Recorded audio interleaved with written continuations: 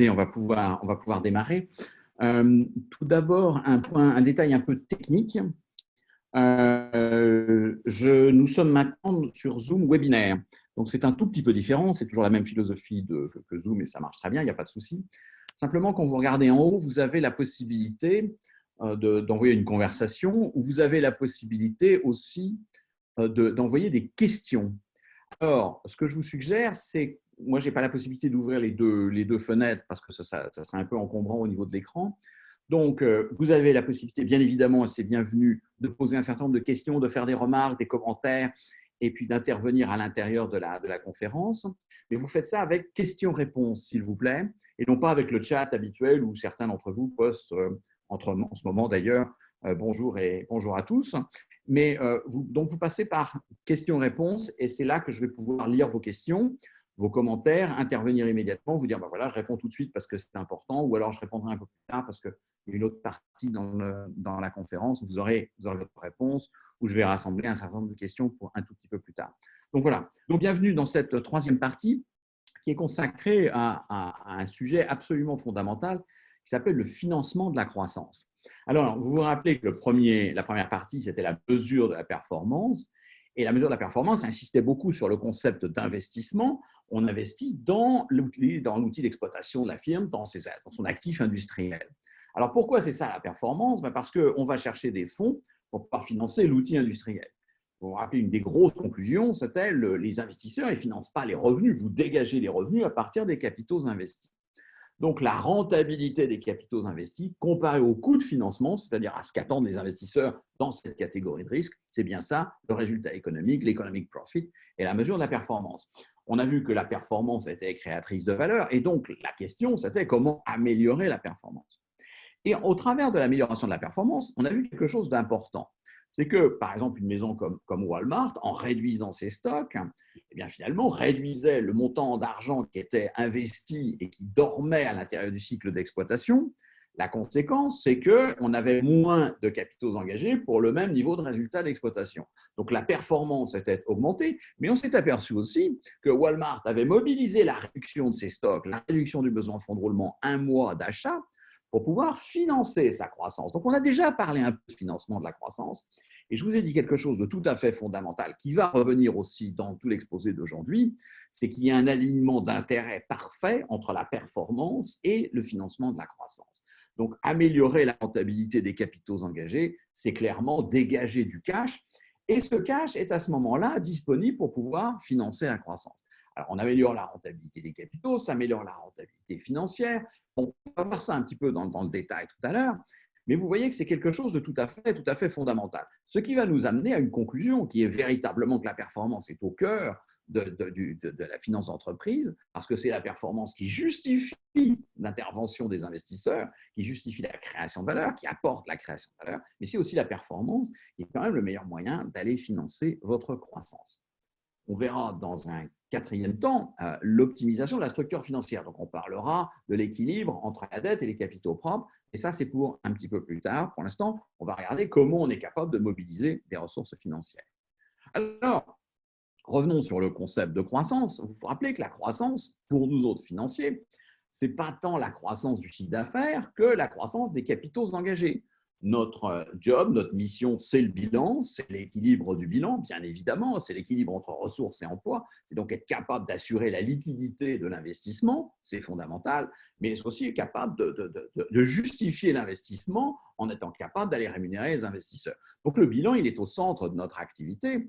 Et vous voyez, bien, au niveau des capitaux engagés, vous avez la partie industrielle pure, manufacturing, si j'ose dire, production corporelle, et puis tout ce qui relève de l'incorporel, c'est-à-dire ce qui est la conséquence de votre croissance, par exemple goodwill, marque, etc., et fonds de commerce, mais aussi tout ce qui est dépenses de recherche et développement capitalisées. Et puis, il y a le besoin de fonds de roulement. Là, on en a déjà un peu parlé. En face, vous avez les ressources financières avec l'ensemble des créanciers financiers, la dette financière nette de trésorerie, j'ai beaucoup insisté sur cet aspect-là, et l'aspect capitaux propres qui assure aussi les ressources financières via les augmentations de capital, les émissions d'actions, avec tout ce qui est prime d'émission, et aussi une dimension absolument fondamentale qui sera le cœur de la deuxième partie de mon exposé, c'est-à-dire les réserves. Et fondamentalement, vous voyez que quand vous faites du résultat et que vous n'en distribuez qu'une partie, vous allez augmenter les réserves. Et une grosse question, ça va être, est-ce que l'augmentation de ces réserves va être suffisante pour pouvoir justifier, pour pouvoir financer l'accroissement des capitaux engagés? C'est le concept de croissance admissible. Alors, vous vous rappelez, la dernière fois, on a parlé de la réduction du besoin en fonds de roulement. C'est la fin de l'exposé. Dividende versus croissance, c'est absolument fondamental. C'est la fin de l'exposé, c'est le concept de croissance admissible. Il n'y a aucun problème. Donc, alors, maintenant, qu'est-ce que je fais là? Donc, vous vous rappelez, on a parlé de la réduction du besoin en fonds de roulement, je vous ai parlé de l'arbre de performance, de l'arbre de valeur, etc. Et puis, de la réduction des stocks, les stocks en consignation et tout ce genre de choses. Vous avez aussi parlé de la réduction des actifs immobilisés en disant, quand vous enlevez un actif du bilan, de temps en temps, il revient tout seul, c'est-à-dire c'est de l'immobilier, par exemple, du genre leaseback, ou alors, quand on enlève un actif, ma foi, c'est par exemple Lafarge après 2008, je vais revenir sur la politique de financement de croissance de Lafarge. On va voir que quand ils ont enlevé des actifs, quand vous enlevez un actif, vous avez moins de ventes et donc vous avez moins d'EBITDA. Donc finalement, vous ne résolvez pas tellement votre problème. Juste, je vous ai mis ici en rouge Danone et Champagne. Alors, Danone a eu des relations un petit peu difficiles avec le Maroc ces derniers temps, mais Danone, qui vend, à l'époque, ils vendaient des biscuits salés, des biscuits sucrés, de l'eau minérale, etc. Et puis aujourd'hui, c'est plutôt eau minérale, produits laitiers et baby food, etc., a été dans le champagne pour une raison totalement absurde. Enfin, pas absurde, mais ça a été une bonne opportunité pour l'entreprise. Les maisons de champagne, Pommery et Lançon étaient à vendre pour pas cher. Ça a été acheté 100 millions et ça a été vendu 500 millions 5 ans après. Bon, simplement, là, vous voyez qu'on n'est pas dans la réduction de l'actif immobilisé pour pouvoir améliorer la performance. On est simplement dans une discussion stratégique qui est, est-ce que quand vous vendez des produits de biens de consommation alimentaire, est-ce que le champagne qui est un produit de luxe est cohérent par rapport à votre stratégie? Et bien évidemment, ce que Danone a fait, c'est vendre la partie champagne pour pouvoir intégrer les filiales européennes de Nabisco en son temps, et notamment Belin dans le biscuit et tout ce genre de choses. Bon, je ne vais pas trop insister là-dessus. Je vais plutôt parler de la mobilisation des ressources financières. Donc, je vais m'intéresser à la partie ressources financières, dettes et capitaux propres du bilan. Donc, on va parler des dettes financières tout d'abord. Et puis, au niveau des capitaux propres, c'est ce que je vous disais. Vous voulez mobiliser l'actionnaire, vous avez deux manières de le mobiliser, l'émission d'actions et la génération de profits, incluant la politique de réinvestissement. Donc, la question dividende versus croissance, elle est absolument fondamentale. Et je vais vous donner quelques exemples de cohérence parfaite entre la politique de croissance, la politique de dividende, la politique de réinvestissement, la croissance réelle et la croissance admissible. Vous allez voir, ça marche très bien. Alors, l'agenda de notre discussion, je vais reprendre la partie dette. Je vais reprendre l'histoire de Lafarge assez rapidement pour vous montrer comment finalement l'entreprise s'est mise dans un espèce de guêpier, si vous voulez. Et ensuite, on va parler de capacité d'endettement. Parce que fondamentalement, je vous parlerai la semaine prochaine d'optimum d'endettement. Ce n'est pas tout à fait la même chose. Mais là, la capacité d'endettement, c'est jusqu'où je peux aller. Quelle est la limite d'endettement? Et vous allez voir que c'est quelque chose qui n'est pas très simple parce qu'évidemment, on va parler de risque d'exploitation, mais pas simplement. On va parler de l'évolution de votre risque d'exploitation dans le temps lié à la quantité de dette que vous mettez dans le bilan et de frais financiers que vous mettez dans le compte de résultat. Après, on va s'attaquer aux capitaux propres et on va parler de l'émission d'actions. Bien évidemment, le problème de l'émission d'actions, c'est la dilution. Alors, c'est un problème ou ce n'est pas un problème? Donc, je vais vous donner deux exemples, un où ce n'était pas un problème et un où c'est un problème. Vous allez voir que la réponse n'est jamais définitivement c'est dans un sens ou c'est dans l'autre. Ensuite, donc là, il y en a un, ça va être Procter et l'autre, ça va être L'Oréal. On va parler d'Apple aussi, parce que là, la dilution a été réelle, elle a eu un impact très significatif sur la gouvernance de l'entreprise et sur finalement l'évolution de la firme avec l'entrée et la sortie et le retour de Steve Jobs. C'était un moment tout à fait émotionnel. Ensuite, on va parler, je vais vous donner un exemple avec Google, et on va se dire, mais finalement, quel est le niveau de rentabilité qui va vous permettre de financer la croissance? Et là, je vais revenir sur un exemple que je vais commencer à développer au niveau de la capacité d'endettement, et on va parler d'une belle formule qui s'appelle la formule dite de l'effet de levier. Et après, on va parler de la croissance admissible, c'est-à-dire l'effet de levier moins, comme disaient vos camarades dans les questions, moins la distribution.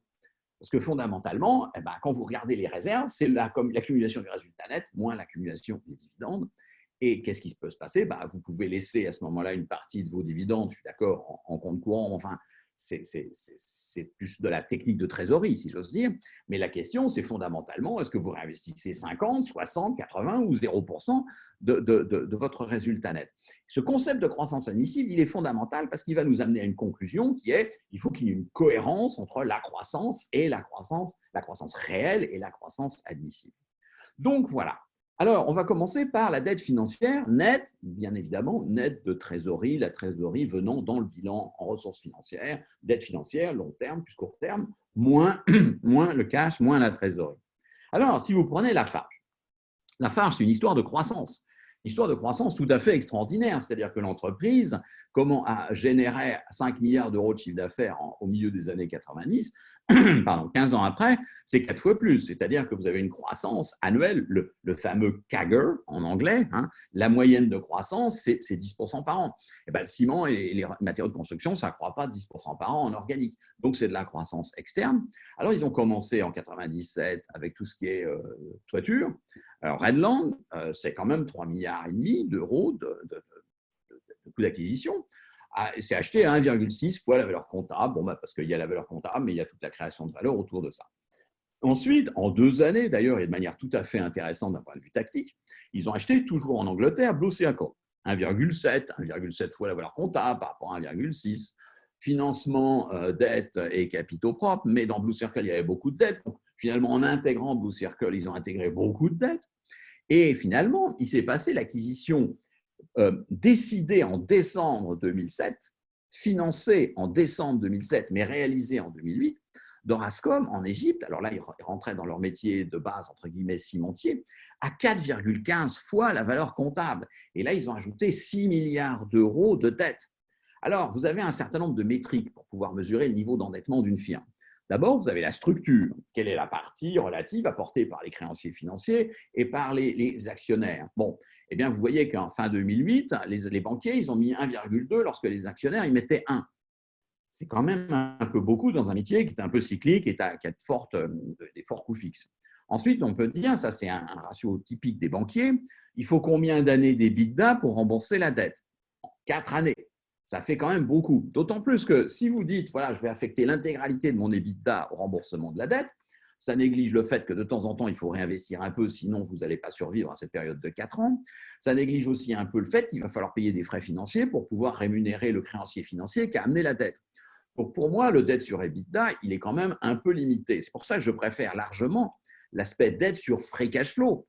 Alors, free cash flow, je prends l'EBITDA et je retire simplement les investissements industriels moyens de la firme. Et bien là, il y a 10 années de free cash flow. Donc, il faut 10 ans d'EBITDA au crédit, moins de CAPEX au débit pour pouvoir rembourser la dette. Donc, l'entreprise va être vraiment en difficulté. Alors, qu'est-ce qui va se passer? Ce qui va se passer, c'est une évaluation de la structure financière que vous voyez ici. Bien évidemment, j'ai oublié de vous le dire, mais vous aurez l'intégralité de la présentation qui vous sera envoyée par Rita à la sortie. Et vous voyez qu'au fur et à mesure des investissements de la firme, au fur et à mesure des acquisitions de la firme, vous allez avoir le ratio d'endettement qui va augmenter, vous allez avoir toutes les métriques de l'endettement qui vont augmenter. Et qu'à la fin de 2008, il se passe quelque chose qui est que l'entreprise est très, très fortement endettée. Simplement, à ce moment-là, il y a la crise des subprimes. Et la crise des subprimes, ça veut dire que le cash flow et les l'EBITDA vont avoir quelques légers soucis. Et en fait, l'entreprise va se mettre elle-même dans un sacré guêpier. Ça, c'est aussi une manière d'aller regarder le ratio d'endettement et la capacité de l'entreprise à payer ses frais financiers. On va y revenir tout à l'heure quand je vais vous présenter un exemple. Donc, c'est le times interest earned, c'est-à-dire dans le résultat d'exploitation gagne combien de fois les frais financiers? Combien de fois on paye les frais financiers? Les frais financiers, c'est les coûts les plus fixes que vous pouvez imaginer en résultat. Et bien, le résultat d'exploitation, il paye un peu ou il paye beaucoup les frais financiers. C'est quelque chose qui est tout à fait intéressant. Et vous voyez qu'à l'époque, dans les années 90, l'entreprise payait 8 à 9 fois ses frais financiers, donc là, il n'y avait pas de problème. Quand vous alourdissez, vous avez peut-être du résultat d'exploitation, mais vous avez de plus en plus de frais financiers. Et quand vous avez de plus en plus de frais financiers, vous avez moins de flexibilité à la réduction de votre résultat d'exploitation. Je vais y revenir tout à l'heure avec l'exemple de Lafarge. Ensuite, une année de prospérité ou deux, 2005-2007, et puis l'écroulement en 2008 avec à la fois beaucoup plus de frais financiers et beaucoup moins de résultats d'exploitation. Ça va être vraiment un problème pour l'entreprise. Alors, la fin de l'histoire, vous la connaissez probablement. Il y a eu des rumeurs de perte de liquidité. il y a eu des rumeurs de défaut, de défaillance de la firme. Alors, ces rumeurs sont envoyées en général par des gens qui sont tout à fait sympathiques, qui sont des hedge funds ou tout ce genre de choses, des prédateurs divers et variés, et qui se débrouillent pour d'abord vendre à découvert avant de lancer la rumeur. Ce sont des gens tout à fait remarquables, parfaitement éthiques, si vous voulez. Donc, ils commencent par emprunter les actions de la firme quand elle est cotée. Ensuite, ils vendent des actions avec une promesse de rachat. Et bien évidemment, la promesse de rachat, c'est j'aimerais bien que le prix auquel je vais racheter soit plus faible que le prix auquel j'ai vendu. C'est à ce moment-là que je vais faire un profit qui va me permettre de payer le portage du portefeuille d'actions que j'ai emprunté auprès d'un investisseur. Alors, on vend à découvert d'abord, puis après, on dit ah, la société, elle est perdue. Vous avez eu un exemple extrêmement intéressant l'année dernière. La personne qui avait été vraiment l'annonceur total de Madoff, c'est épouvantable, il s'appelle Harry Markopolos. Et Harry Markopolos, l'année dernière, a sorti un papier de 100 à 200 pages, je ne sais plus exactement, expliquant pourquoi General Electric était mort. C'est-à-dire, ils ont complètement sous-provisionné la partie assurance et tout ce genre de choses. Et Harry Markopolos a sorti le papier en disant, c'est fini. Voilà, General Electric, c'est le prochain Enron. Alors, il a fait un papier avec le logo d'Enron mélangé avec le logo de General Electric. Résultat, qu'est-ce qui s'est passé? Le cours de bourse de General Electric est passé de 9 à 8 $. Et ça correspondait à 9 milliards de dollars de perte de capitalisation boursière. Enfin, ce n'était pas négligeable, si vous voulez. Et puis après, les gens ont dit, bah non, pas du tout. Enfin, ils ont déjà provisionné ce qu'il fallait.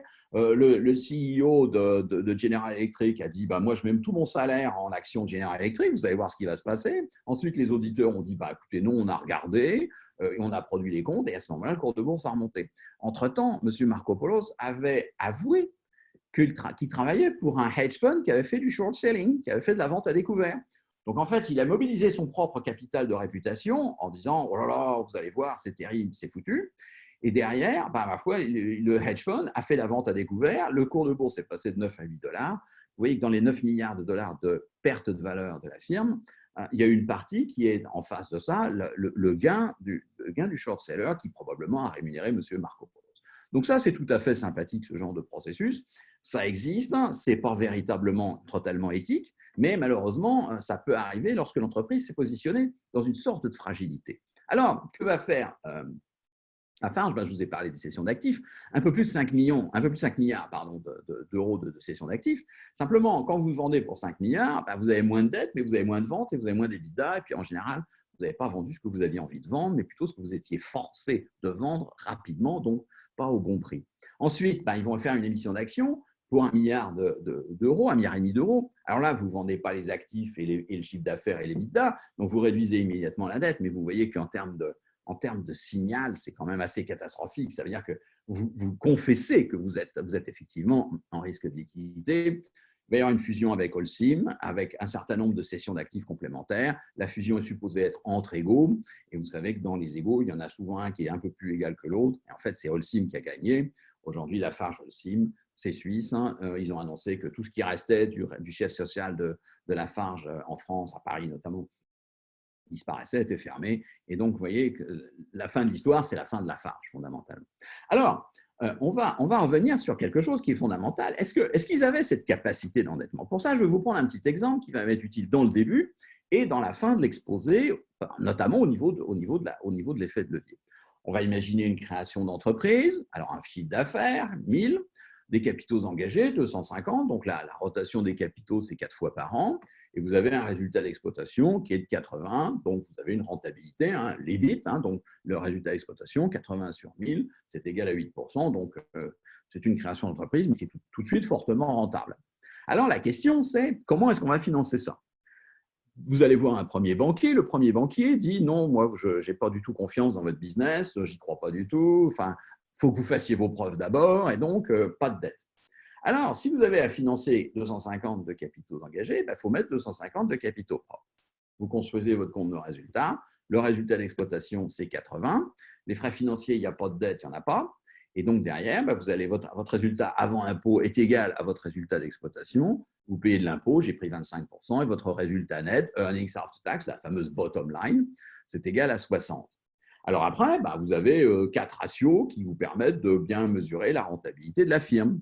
deux premiers ratios de rentabilité commerciale. J'ai gagné combien attribuable aux actionnaires? 60. Et j'avais fait combien de chiffre d'affaires? 1000. Vous faites le lien entre la création de valeur client et la création ou la rémunération des actionnaires.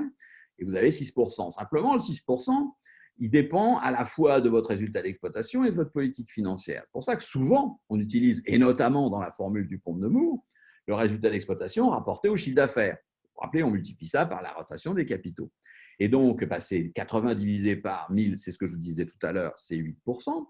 Et quand vous regardez la rotation des capitaux qui est égale à 4, eh bien 4 fois 8 égale 32. Vous pouvez mesurer ça comme ça, vous calculez directement le résultat d'exploitation qui est égal à 80 divisé par les capitaux engagés 250, vous tombez sur 32%, c'est le ROCE qui est au cœur de l'activité. Alors, il y a un ratio qui est tout à fait intéressant à calculer. C'est fondamentalement les actionnaires, quel est leur taux de rentabilité pour eux?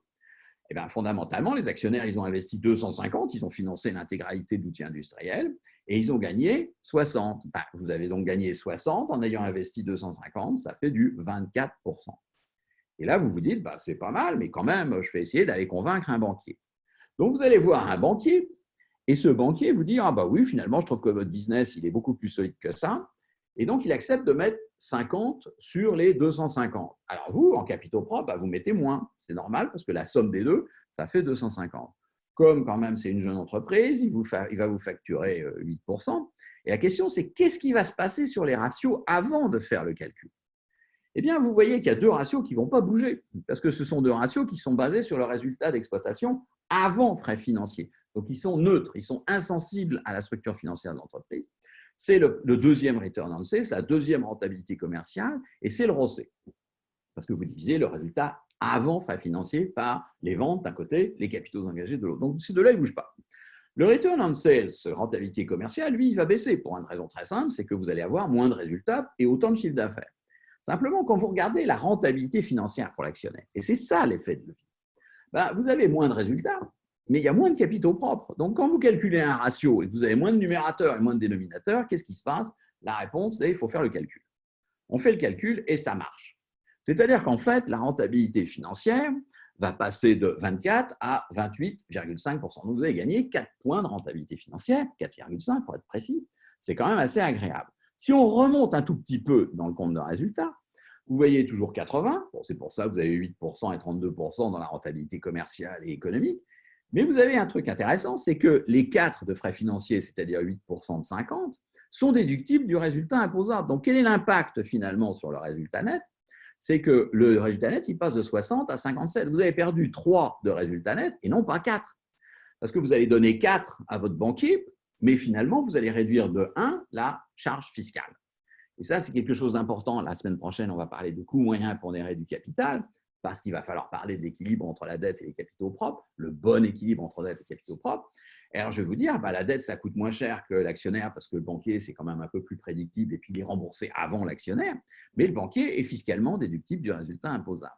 Donc, le coût de la dette est encore abaissé par cette économie d'impôt. Et on va voir que c'est cette économie d'impôt qui est au cœur de la discussion entre la dette et les capitaux propres pour l'équilibre du bilan.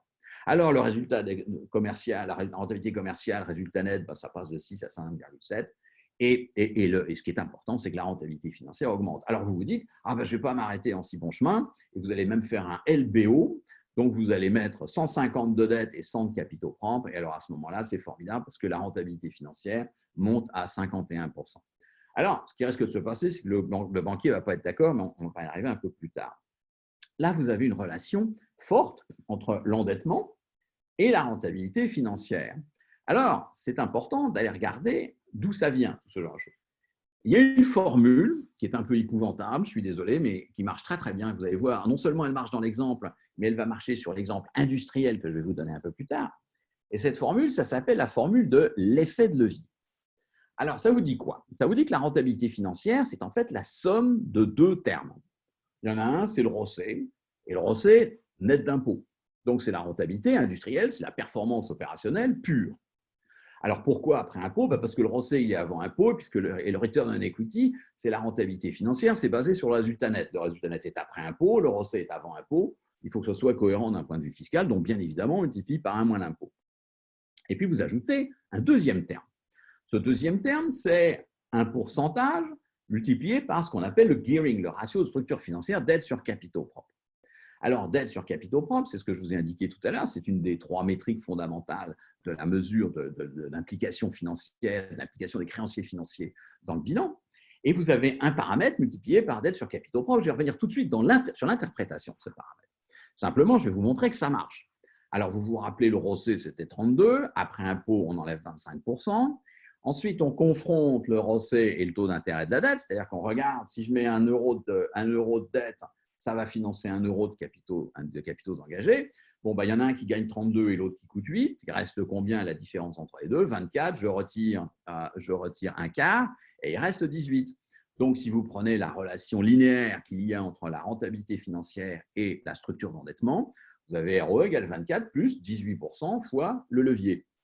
La première structure d'endettement était 0, donc j'avais bien 24. La deuxième, je mettais un dette sur capitaux propres de 50 sur 200, 0,25, et j'ai bien 28,5. Donc la formule est cohérente avec le calcul.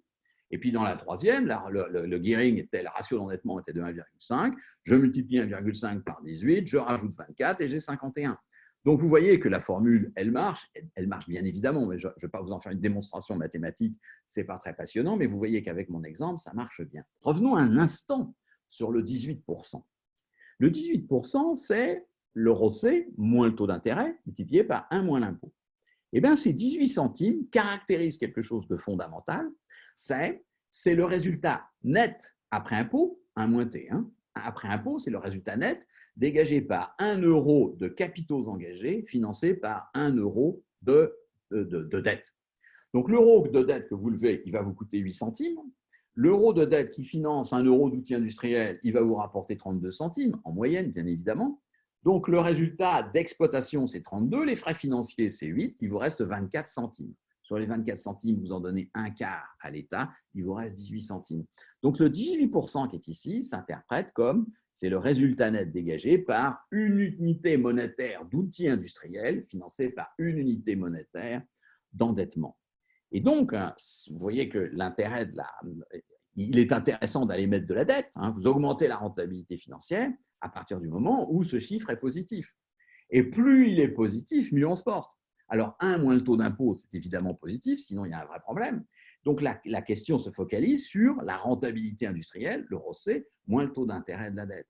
Et donc, plus la différence entre les deux est élevée, plus l'effet de levier, c'est-à-dire l'impact de la deuxième partie de la formule, sera élevé et plus l'intérêt de la dette est fort dans le financement. Alors, on va continuer notre voyage. Et vous voyez ce que je vous disais, la rentabilité financière, c'est la somme de 2 chiffres. Rôle clé du ROCE. Vous voyez apparaître la performance comme quelque chose de tout à fait fondamental dans, finalement, la rentabilité financière, et on va le voir dans la création de valeur. Alors, on revient à la capacité d'endettement et le risque d'exploitation. La troisième banque va vous dire, dites donc, 1,5 de dette pour 1 de capitaux propres, c'est quand même un peu risqué. Simplement, il est important de revenir au concept de risque. Le risque, c'est la variabilité du rendement. Alors, pour un créancier financier qui a une relation contractuelle avec la firme, la dette, c'est un contrat signé par 2 parties avec les droits et devoirs de chacune des parties. Le risque, c'est la défaillance. C'est pour ça que les agences de notation apportent une probabilité, font un calcul, regardent, discutent, etc., récupèrent de l'information et disent, voilà, la probabilité de défaillance, c'est 3 ans à 0, 2 ans pratiquement 0, etc. Puis après, la probabilité de défaillance augmente, telle qu'elle est perçue subjectivement ex ante, par rapport quand le rating diminue. Et donc, la défaillance, ce n'est pas la cause du risque, c'est la conséquence du risque. Mais la source du risque, finalement, c'est l'incertitude liée aux opérations. Fondamentalement, si vous avez un résultat d'exploitation qui est totalement prédictible, à ce moment-là, il n'y a pas de problème. Vous pouvez mettre autant de dettes que vous voulez. Mais si votre résultat d'exploitation est un peu fragile, s'il est un peu imprédictible pour des raisons qui sont endogènes, pour des raisons qui sont exogènes, pour des raisons qui sont industrielles, de concurrence ou alors de crise économique, etc., alors à ce moment-là, il faut faire très attention. Donc, le jour où vous voulez créer une entreprise et que vous allez voir votre banquier va vous dire, vous m'avez donné le cas de base, c'est 80, moi je voudrais bien avoir des scénarios autour du cas de base. Alors, vous allez voir votre banquier et puis vous dites, voilà, j'ai des scénarios à vous présenter. Le premier scénario que vous présentez, c'est 30, 50, 80, 110, 130. Alors, comme vous avez fait des études de mathématiques, vous allez même mettre des probabilités attachées à chacun des scénarios. Vous vérifiez que la somme des probabilités est égale à 1, ce qui est toujours une extrêmement bonne nouvelle pour une somme de probabilités. Et puis, quand vous êtes actionnaire, entrepreneur et fondateur de l'entreprise, 30, ça vous attriste, mais vous pouvez gagner 130. Et donc, vous allez dire au banquier, moi, je peux gagner 130. Pour le banquier, 130 ou 80, ça ne change rien parce qu'il a une relation contractuelle avec la firme. Donc, ce qu'il va regarder, c'est le pire du pire. Et le pire du pire, c'est 30. Ah oui, mais alors, vous vous rappelez que la structure d'endettement numéro 3, j'avais 12 de frais financiers. Vous vous rappelez le times interest earned. Quand vous prenez le résultat d'exploitation divisé par les frais financiers, vous voyez qu'avec 30, vous payez 2, quelque chose fois les frais financiers. Donc, vous êtes quand même relativement tranquille. Alors, bien évidemment, il faut que votre free cash flow soit capable de rembourser la dette, on est d'accord. Mais au moins, la structure d'endettement numéro 3 est acceptable. Deuxième scénario, je garde 80 en moyenne, mais j'élargis. Ça s'appelle l'écart type, vous vous rappelez?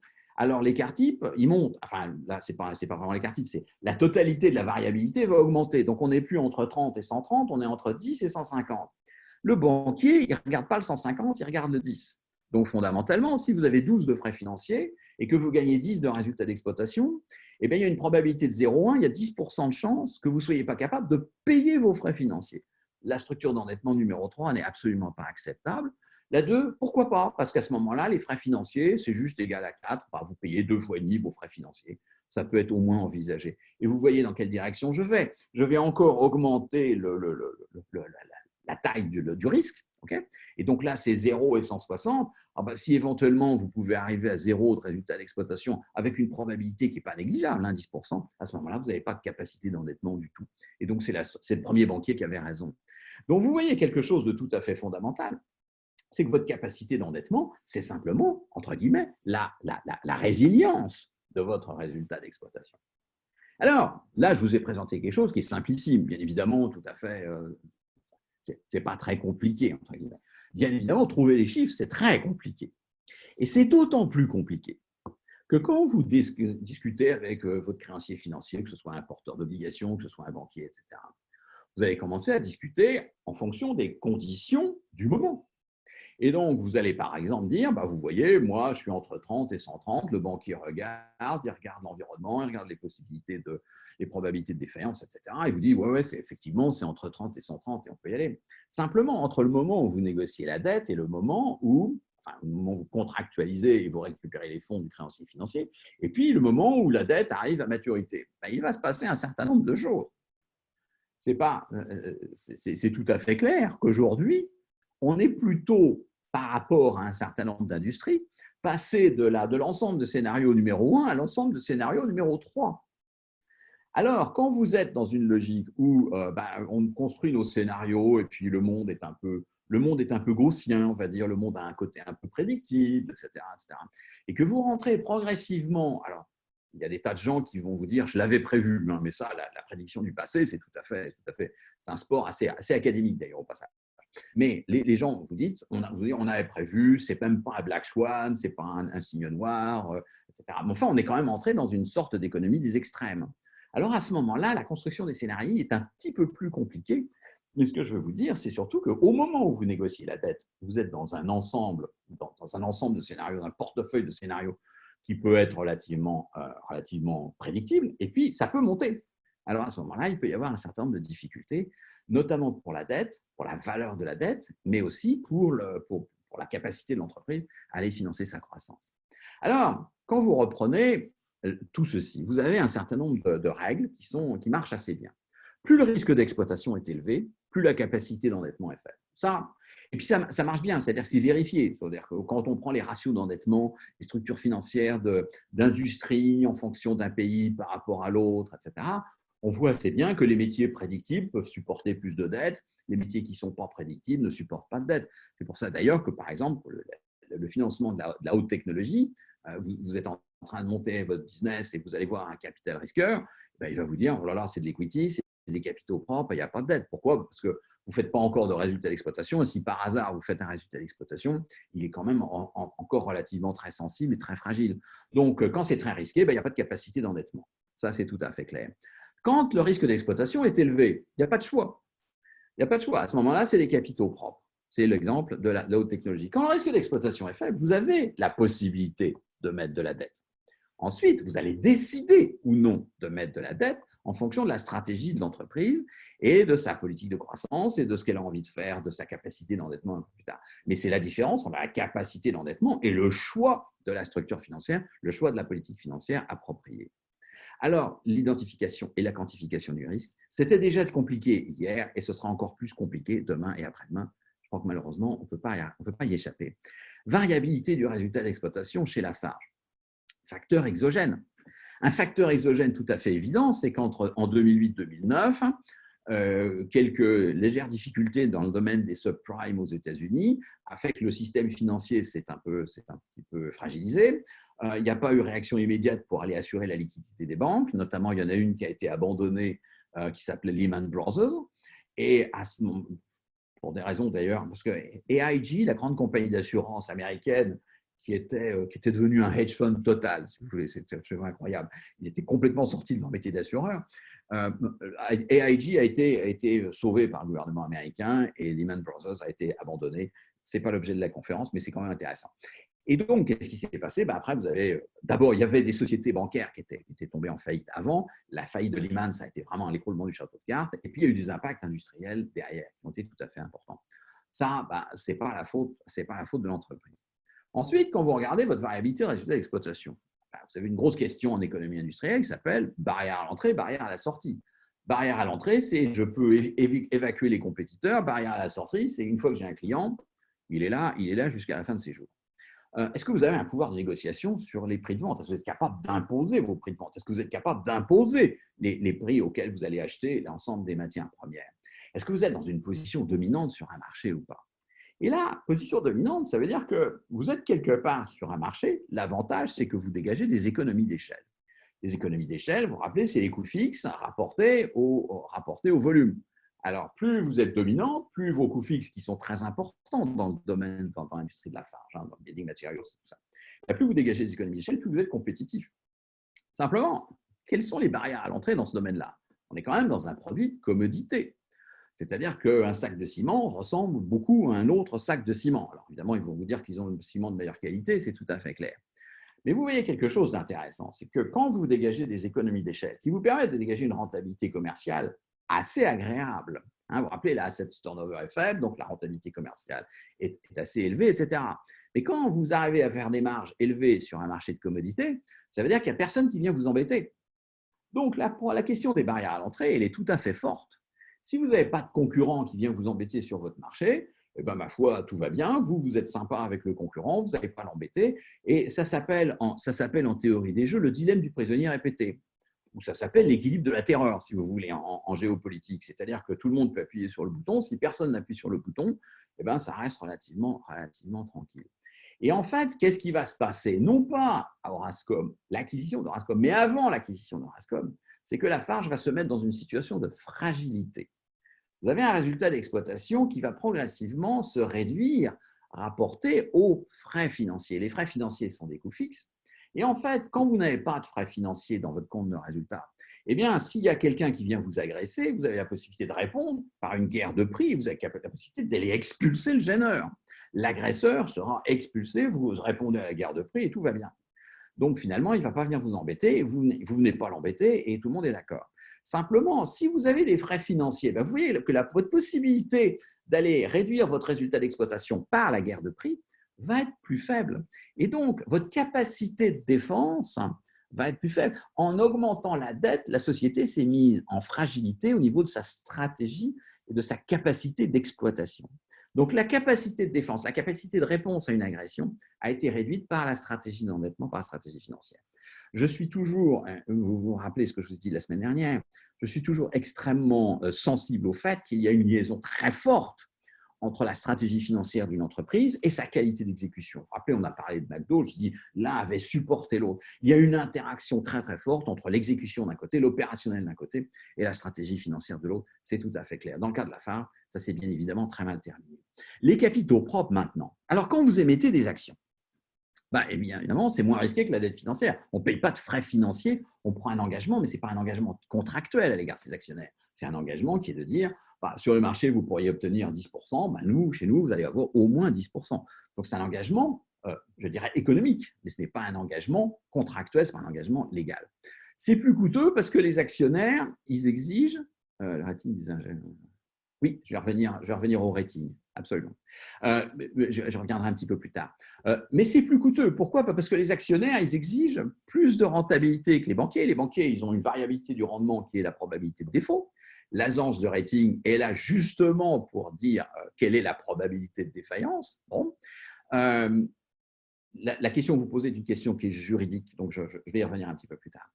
Mais fondamentalement, l'actionnaire, la variabilité du rendement elle est très forte. Il y a le bêta, il y a la sensibilité aux conditions macroéconomiques.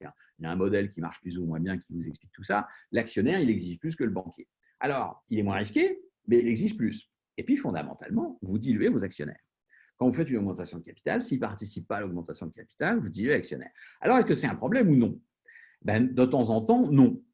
Quand Procter & Gamble a racheté Gillette dans le domaine toiletries, etc., pour 57 milliards de dollars, 57 milliards de dollars pour des lames de rasoir et du savon à barbe, c'est quand même pas mal payé. Grosso modo, ils ont fait une transaction, ce qu'on appelle une all stock transaction, complètement payée en capitaux propres. Donc, vous émettez des actions Procter et puis vous achetez les actions Gillette en donnant les actions Procter contre des actions Gillette. C'était quasiment une pour une, au passage, parce que le cours de bourse était à peu près le même. Alors, vous avez effectivement une valorisation à faire, vous allez à convaincre le conseil d'administration de Gillette, tout va bien. Alors, donc, il y a eu pour 57 milliards de dollars d'actions Procter qui ont été donnés aux porteurs d'actions Gillette. Donc, les actionnaires de Gillette sont devenus des actionnaires de Procter. Est-ce que c'est un problème? La réponse, c'est non, parce que c'est les mêmes. En fait, Procter est une boîte qui est déjà complètement diluée en termes d'actionnariat et qui est possédée par un certain nombre d'investisseurs plus ou moins institutionnels, de fonds de pension et tout ce genre de choses. Donc, fondamentalement, vous aviez à peu près les mêmes actionnaires chez Gillette que chez Procter & Gamble. Vous avez les CalPERS, vous avez tout ce genre de personnes. Et donc, qu'est-ce qui va se passer? Oups, je suis en train de perdre le truc là. J'ai fait une fausse manœuvre. Voilà. Eh bien, qu'est-ce qui va se passer?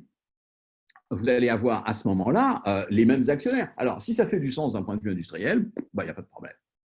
Simplement, je vais vous donner un autre exemple avec une autre maison. Et cette autre maison, ça s'appelle L'Oréal, qui est une maison que je connais relativement bien depuis très très longtemps. Alors, L'Oréal, vous avez 53% des actions qui sont détenues par la holding familiale du fondateur Eugène Schuller, donc Bettencourt, la famille Bettencourt, Bettencourt-Meyers maintenant. Et puis, le reste, c'est, enfin, pour atteindre à 53%, vous avez Tétis et vous avez aussi Nestlé. Donc, ces gens-là, ils contrôlent. Alors, quand vous contrôlez, qu'est-ce qui se passe? Vous pouvez faire un certain nombre d'acquisitions sans vous préoccuper de savoir si le marché est d'accord ou non avec votre acquisition. Je vais vous donner un exemple très rapide. Dans les années 90, et je vous donne cet exemple, c'est parce que ça a été la plus belle acquisition de la firme. La société a acheté Maybelline aux États-Unis. Bon.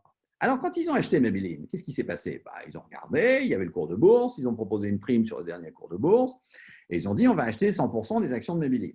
Le marché a dit c'est très cher. L'Oréal a dit non. Puis c'est tout.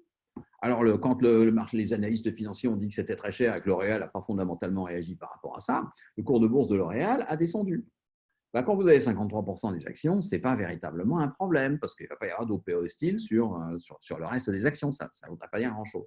Alors ensuite, ils ont acheté Maybelline, ensuite ils ont intégré Maybelline, c'est devenu Je mets Maybelline Paris, et ils ont inondé le marché mondial de ces produits en dégageant une rentabilité absolument extraordinaire. C'est la plus belle valeur actuelle nette d'investissement de L'Oréal dans son histoire. Et à ce moment-là, le cours de bourse a remonté. Quand vous êtes dans une situation de contrôle de votre actionnariat, c'est tout l'avantage des sociétés non cotées. L'inconvénient, c'est qu'on peut difficilement faire des augmentations de capital tous les jours. Mais l'avantage, c'est fondamentalement, vous pouvez prendre un certain nombre de décisions de long terme, même si le marché, à court terme, ne comprend pas très très bien ce que vous êtes en train de faire. Et vous n'êtes pas obligé d'aller communiquer sur votre stratégie. L'Oréal n'a pas dit, on va faire Je mets Maybelline Paris, vous allez voir, ça va être formidable. Ça aurait augmenté le cours de bourse et ça aurait annoncé votre stratégie à vos compétiteurs. Donc, surtout pas. Donc, L'Oréal, eh bien, vous avez à ce moment-là émettre des actions, ce n'est pas possible. Ou alors des actions sans droit de vote, mais ce n'est pas véritablement ce qui se passe. Alors, dégager des profits, Ben, c'est la deuxième partie des capitaux propres. Et là, on va arriver à la croissance admissible. Ben, pour nous autres financiers, bien évidemment, c'est la meilleure des solutions. On n'augmente pas le risque, pas trop le risque avec les banquiers, on ne dilue pas les actionnaires, etc. Mais bon, c'est très bien. Alors, par exemple, quand Google a acheté Motorola Mobility, ils ont acheté pour 12,5 milliards de dollars, ils en ont revendu une partie pour 2,3, ça a fait 11, etc. Le bénéfice de l'année, c'était 11. Donc, ils ont acheté Motorola Mobility pour une année de résultats. Là, c'est formidable, donc il n'y a vraiment pas de souci à se faire. Simplement, vous voyez que la capacité de faire du résultat est égale à la capacité de faire de la croissance et de financer la croissance. Alors, quel est le problème? Le problème, c'est que vous avez une acquisition qui est tout à fait significative, mais vous avez un rythme de croissance qui est lié à cette acquisition. Alors, est-ce que vous dégagez suffisamment de profit? Non pas à ce moment-là pour rémunérer vos investisseurs, mais est-ce que vous dégagez suffisamment de profit pour financer votre croissance? Si vous prenez une maison comme Apple, Apple a été créé en 1976 et incorporé en 1977. Steve Jobs et Steve Wozniak ont commencé par faire un truc totalement improbable qui s'appelait l'Apple I, qui était vendu 666,66 $. Ils en ont vendu 200, ça s'est très bien passé. Puis après, ils sont passés à l'Apple II. Alors, l'Apple I, c'est fait dans le garage, l'Apple II, c'est fait dans l'usine, parce que là, il y en avait quelques dizaines de milliers. Au passage, d'ailleurs, ils avaient 45% chacun, et puis il y avait un monsieur qui s'appelait Ronald Wayne, qui avait 10% des actions d'Apple au moment de la création, et qui a vendu ses actions au bout de 12 jours en disant « c'est trop risqué, je ne veux pas », etc. C'est peut-être pas la meilleure décision qu'il avait à prendre, mais c'est comme ça. Alors, 10 ans après, le chiffre d'affaires est de 4 milliards de dollars, c'est absolument extraordinaire, mais les capitaux investis sont égaux à 1 milliard de dollars. Alors, quand vous avez des capitaux investis, des capitaux engagés de 1 milliard de dollars en face, vous savez, vous avez des capitaux propres et de la dette. Dette, zéro. Ça, c'est un principe fondamental chez Apple. Steve Jobs n'aimait pas les banquiers n'aimaient pas Steve Jobs, pas de dette. Alors donc, ça veut dire que c'est des capitaux propres. Mais dans les capitaux propres, vous avez le capital et vous avez le résultat réinvesti. Le résultat réinvesti, c'est 100% du résultat. Parce que quand vous êtes dans une croissance absolument extraordinaire, à ce moment-là, vous n'allez absolument pas payer de dividendes. Vous allez réinvestir l'intégralité de votre résultat dans le financement de la croissance. Simplement, quand vous prenez les 10 premières années, le résultat net accumulé et totalement réinvesti, c'était 800 millions de dollars. J'arrondis les chiffres. Et donc, il fallait 200 millions de dollars de capitaux propres. Steve Jobs était un enfant adopté vivant dans une famille à revenus modestes. Eh ben, il n'avait pas de sous. Steve Wozniak non plus, d'ailleurs, au passage. Et donc, qu'est-ce qui s'est passé? Mike Markula est arrivé, il a repris les actions de Ronald Wayne, il a aidé au développement de l'entreprise, financement, venture cap, et mise en bourse, et des offres secondaires pour des dizaines de millions de dollars tous les ans, pardon, quand même, j'exagère un peu. Et au passage, 10 ans après, Steve Jobs, il lui reste 10 ou 11% des actions. Alors, quand vous avez 45 et que votre meilleur copain a 45, vous contrôlez. Quand vous avez 10, vous ne contrôlez plus rien. Donc, Steve Jobs a été expulsé. Il a vendu ses actions. Il a récupéré 200 millions de dollars. Il a acheté, avec 10 millions de dollars, 51% détenus par George Lucas dans une société très prometteuse qui s'appelait Pixar, enfin, qui a été renommée Pixar. Et il a revendu Pixar, c'est 51%. Le total de vente de Pixar à Disney, c'était à peu près 7,4 milliards de dollars. Et Steve Jobs a fait beaucoup plus d'argent avec Pixar qu'avec Apple. Donc ça, c'est la fin de l'histoire. Mais vous voyez, il y a dilution. Parce que vous êtes rentable. C'est même extraordinaire de faire 800 millions de dollars de profits cumulés dans les 10 premières années d'existence. Mais ça ne suffit pas. Ça suffit pour convaincre les actionnaires d'en rajouter, mais ça ne suffit pas pour autofinancer la croissance. Tout ça, c'est la croissance admissible. La définition de la croissance admissible, c'est la croissance maximale des capitaux engagés, parce qu'on est toujours dans croissance, donc dans l'investissement et donc dans le bilan.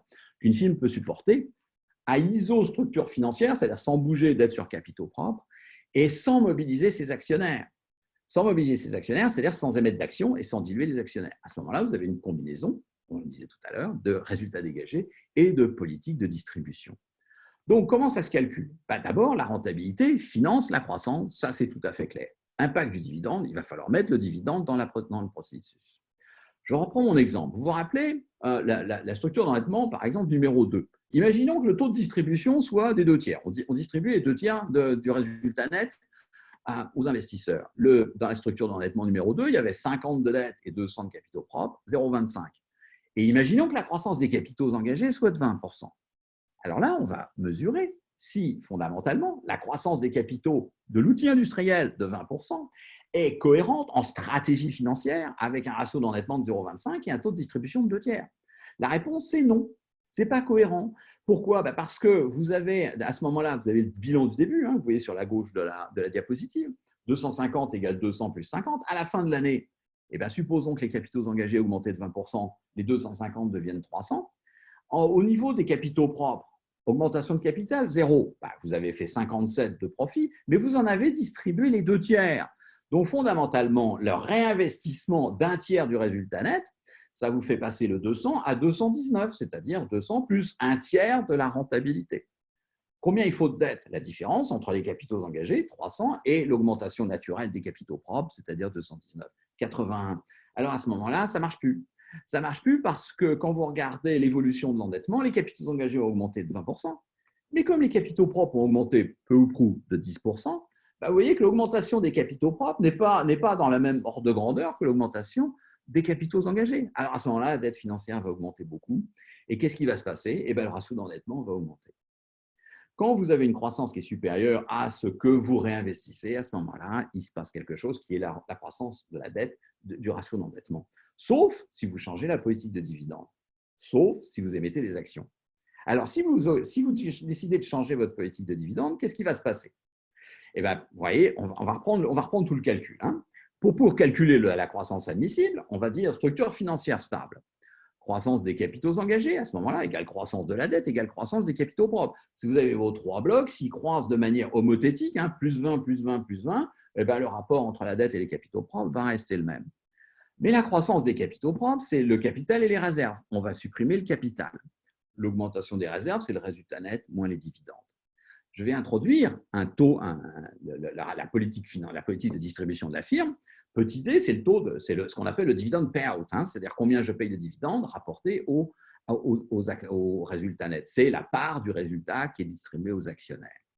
Alors, si je reprends ma définition, je veux calculer le taux maximal de croissance des capitaux engagés qu'une entreprise peut supporter sans émettre d'actions et sans détériorer sa structure financière. Pas de capital, donc l'augmentation des capitaux propres, c'est la mise en réserve, c'est ce que je vous indiquais tout à l'heure. Dette sur capitaux propres constants, les trois piliers du bilan augmentent avec le même taux. Alors à ce moment-là, la croissance admissible, c'est la croissance des capitaux engagés, qui correspond à 2 caractéristiques. D'abord, c'est la même croissance de la dette et la même croissance des capitaux propres. Et la croissance des capitaux propres est réduite à la mise en réserve. Donc, j'augmente mes capitaux propres de la mise en réserve divisée par les capitaux propres. Si je remplace dividende par petit d multiplié par le résultat net, je voyais résultat net moins petit d fois le résultat net. Et à ce moment-là, vous avez le résultat net multiplié par 1 moins d et divisé par les capitaux propres. La croissance admissible, c'est la rentabilité financière multipliée par 1 moins d. 1 moins d, c'est 1 moins le taux de distribution. On appelle ça parfois le taux de rétention. C'est la même chose. Hein. Rétention plus distribution égale 100%, bien évidemment. L'un est égal à 1 moins l'autre. Alors, on va reprendre l'exemple. Si vous prenez un return on equity, une rentabilité financière de 28,5, je vais prendre comme hypothèse maintenant que la distribution, c'est plus 2 tiers, c'est simplement 30%. Donc, je limite le taux de distribution. Ma croissance admissible, c'est GS égale 28,5, que multiplie 1 moins 30% égale 20%. Alors là, évidemment, ce que j'ai fait, c'est que clairement, oui, je vais revenir sur la réduction des dividendes. Mais clairement, vous voyez que j'ai réduit, peut-être que l'actionnaire, il va trouver que c'est un peu désagréable. Je vais revenir sur cet aspect parce que c'est assez fondamental. 28,5 multiplié à moins 30 égale 20. Alors, à ce moment-là, la croissance des capitaux engagés, c'est égal à 20% et c'est égal à la croissance admissible. Et bien, à ce moment-là, on va constater que le ratio d'endettement est le même sans augmenter le capital.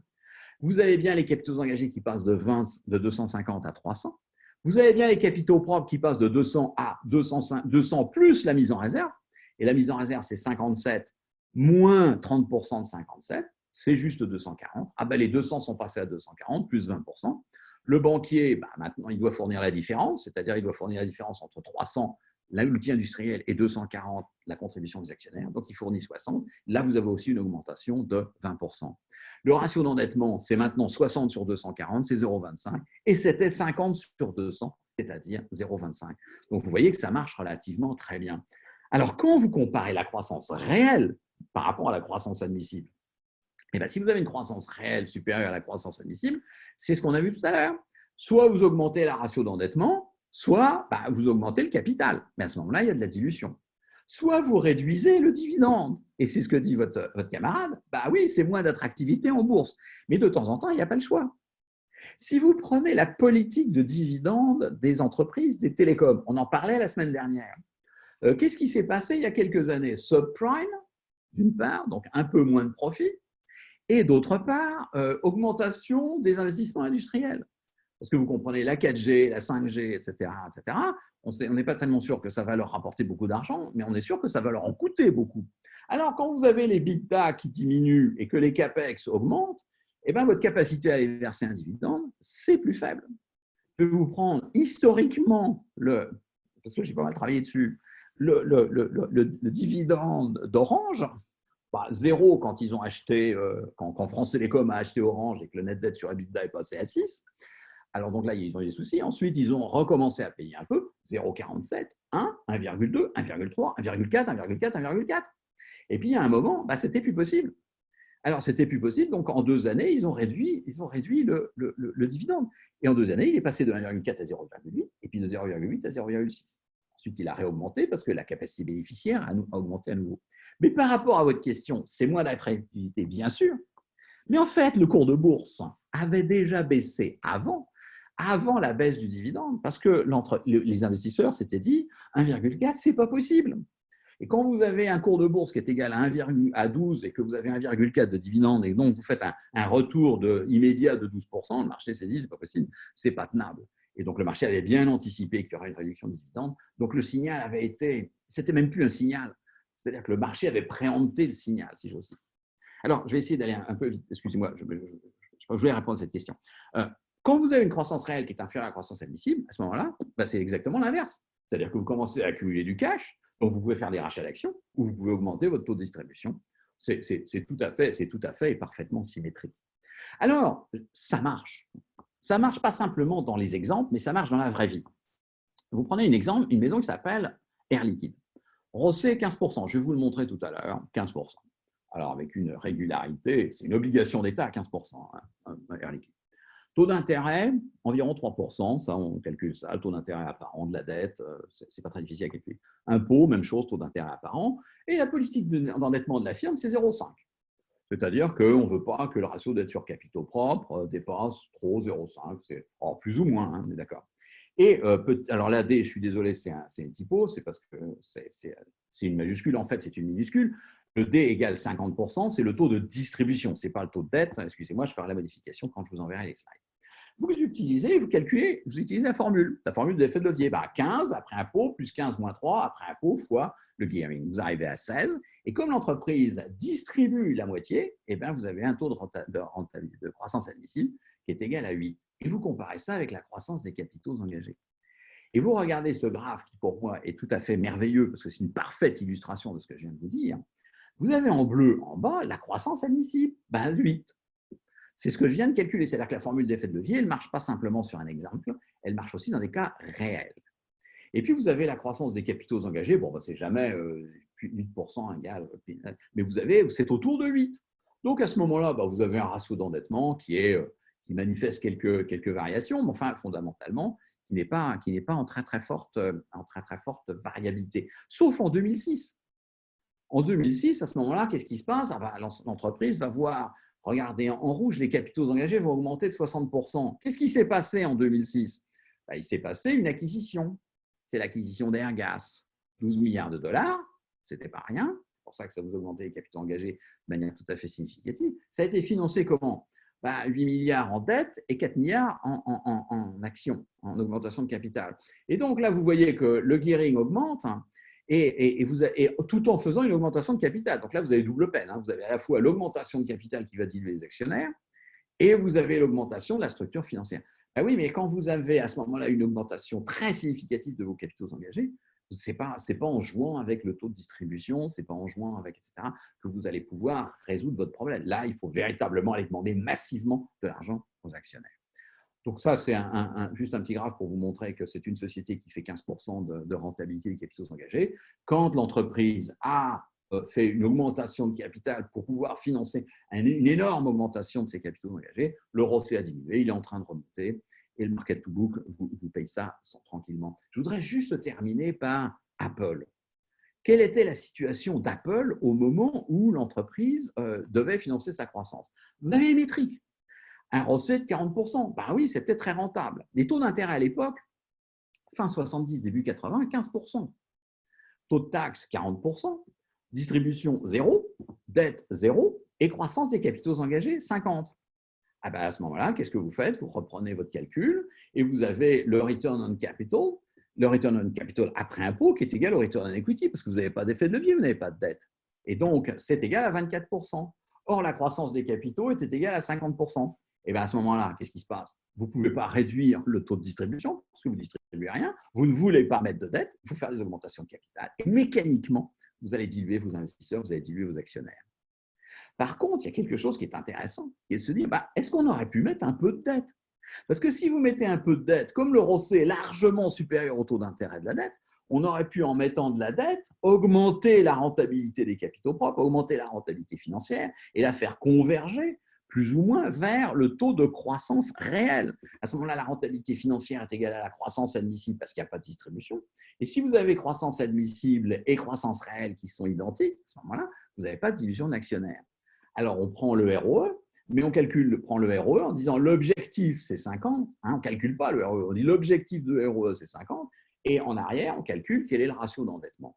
Alors, ça nécessite de résoudre une équation linéaire du premier degré avec une inconnue. Et on arrive à 1,7. Et bien, 1,7, ce n'est pas possible. 1,7, c'est absolument pas possible d'aller mettre 1,7 $ de dette pour 1 $ de capitaux propres. Donc, ce n'est pas réaliste. Comme ce n'est pas réaliste, il faut procéder à des augmentations de capital. Et à ce moment-là, il y a dilution. Et vous voyez que là, on est dans un aspect extrêmement mécaniste de la finance, c'est-à-dire qu'on est en mécanique des fluides, si vous voulez. Il y a un tuyau en U, et bien, il faut que les niveaux soient les mêmes des deux côtés. Alors, quelques conclusions. Eh bien, conclusion, d'abord, la capacité d'endettement est limitée par le risque d'exploitation. Ça, c'est tout à fait clair. La dette financière a une fragilité. C'est-à-dire que dans le cas de Lafarge, la société s'est mise en fragilité par rapport à ce qui pouvait être une agression externe, et ils ont été obligés de répondre à cette agression externe. L'effet de levier peut être positif, c'est tout à fait clair. Alors simplement, la dette, elle a un avantage, c'est qu'elle permet d'imiter la dilution. Et donc, est-ce que c'est un problème, la dilution? Si c'est Procter, non. Si c'est L'Oréal, oui. Donc, on est bien clairement dans un problème de gouvernance, dans un problème de structure de capital, de structure des capitaux propres et de structure d'actionnariat. Le meilleur moyen de financer la croissance, c'est clair, c'est la rentabilité, d'où l'impact de la performance. Et il y a un concept absolument fondamental qui s'appelle la croissance admissible. Ça s'applique non seulement aux exemples, mais ça s'applique aussi aux firmes. Une stratégie financière, eh bien, c'était une des questions, c'était un des commentaires dans le question-réponse. C'est à la fois une structure d'endettement, mais c'est aussi une politique de distribution. La structure d'endettement va vous driver la rentabilité financière au travers de la performance d'exploitation. Et la politique de distribution, c'est combien de la rentabilité financière vous conservez pour être capable de financer votre croissance. Ça, c'est absolument clairement la politique de dividende et le concept de croissance admissible. Et puis, in fine, eh bien, ce qu'il faut avoir, c'est une politique cohérente. Et on arrive bien évidemment à la question de tout à l'heure, dividende et croissance, et une stratégie financière efficace. Eh bien, une stratégie financière efficace, c'est une cohérence entre une politique de croissance, on a une ambition industrielle, on a un niveau de rentabilité. Alors, plus on a de rentabilité, plus on peut faire de la croissance, ça c'est tout à fait clair, plus on peut financer sa croissance.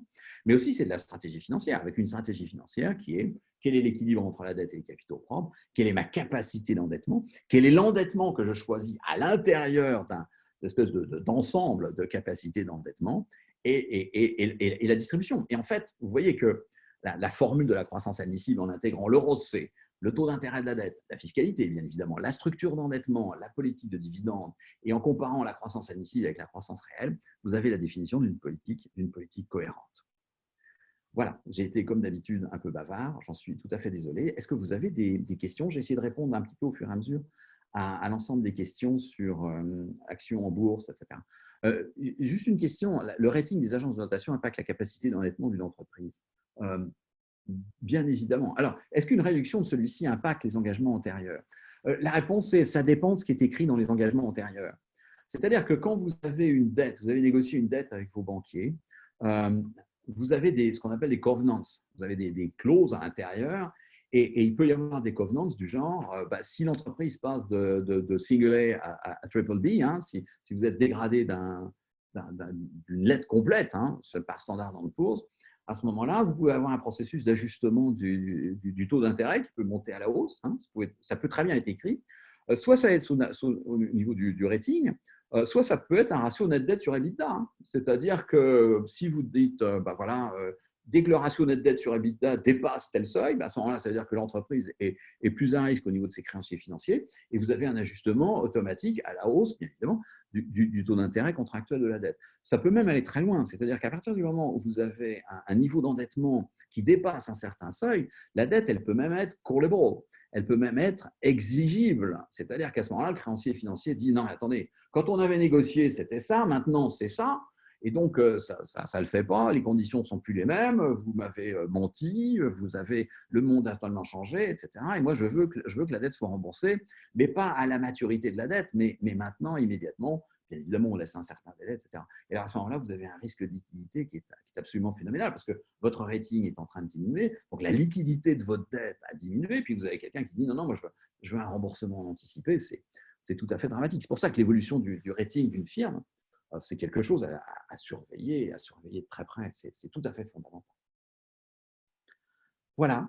Écoutez, merci de votre attention. Si vous avez d'autres questions, n'hésitez pas. Comme d'habitude, vous pouvez envoyer un mail. Vous allez recevoir tout ça. Je vais corriger le petit typo, le grand D qui va devenir un petit D, mais vous allez recevoir ça dans l'après-midi. Alors, la semaine prochaine, la question, ça va être, là, vous voyez, on a parlé de ressources financières à mobiliser les unes par rapport aux autres. Mais la question qui va se poser, c'est à l'intérieur d'une capacité d'endettement, qu'est-ce qu'on va dire? Voilà, qu'est-ce qu'on va optimiser? Comment est-ce qu'on va considérer que la dette doit représenter 0,5 ou 0,7 des capitaux propres ou 0, etc. On va parler de l'optimum et vous allez voir que ce n'est pas vraiment facile. C'est-à-dire qu'il y a plein de raisons pour aller mettre ou pas mettre de la dette. Et en fait, on a une réponse qui est un peu diffuse à cette question-là. Choix de la stratégie financière, bah oui, c'est pareil. Oui, on va parler des managers, on va parler des coûts d'agence, on va parler de la flexibilité stratégique, on va parler de la capacité de réaction à une agression extérieure, enfin, on va parler de la minimisation du coût du capital, on va parler des options réelles, on va parler de plein de choses. Et vous allez voir qu'au bout de tout ça, ça va être un peu difficile, mais on va au moins regarder quel est l'ensemble des questions qu'il faut se poser pour définir un ratio d'endettement qui est considéré comme optimal par la firme. Voilà, je vous remercie beaucoup de votre attention et puis je vous souhaite une excellente journée. À bientôt.